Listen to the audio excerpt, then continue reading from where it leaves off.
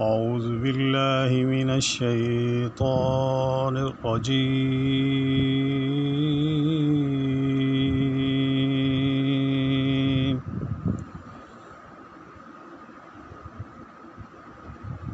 بسم الله الرحمن الرحيم.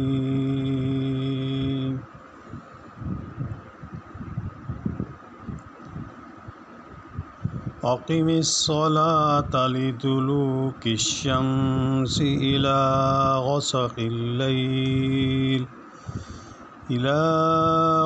الليل وقرآن الفجر إن قرآن الفجر كان مشهودا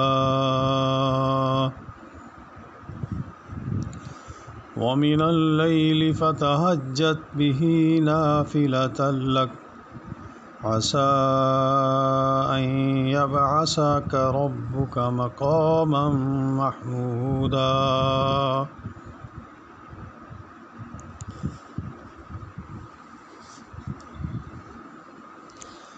نماز کو قائم کریں آفتاب کے ڈھلنے سے لے کر رات کی تاریکی تک، اور فجر کا قرآن پڑھنا بھی یقیناً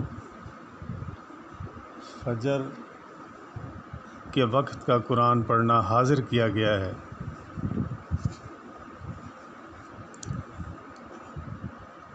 دلوک ان کے معنی زوال، آفتاب ڈھلنے کے، اور غسق کے معنی تاریکی کے ہیں۔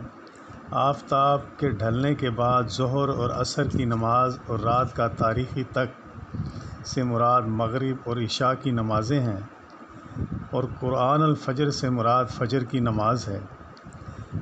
قرآن نماز کے معنی میں ہے۔ اس کو قرآن سے اس لیے تعبیر کیا گیا ہے کہ فجر میں قرأت لمبی ہوتی ہے۔ اس طرح اس آیت میں پانچوں فرض نمازوں کا اجمالی ذکر آ جاتا ہے، جن کی تفصیل احادیث میں ملتی ہے اور جو امت کے عملی تواتر سے بھی ثابت ہے۔ یعنی اس وقت فرشتے حاضر ہوتے ہیں، بلکہ دن کے فرشتوں اور رات کے فرشتوں کا اجتماع ہوتا ہے، جیسا کہ حدیث میں ہے۔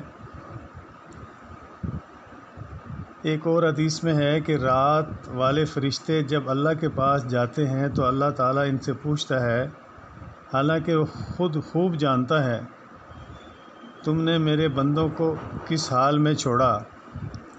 فرشتے کہتے ہیں کہ جب ہم ان کے پاس گئے اس وقت بھی وہ نماز پڑھ رہے تھے، اور جب ہم ان کے پاس سے آئے ہیں تو انہیں نماز پڑھتے ہوئے ہی چھوڑ کر آئے ہیں۔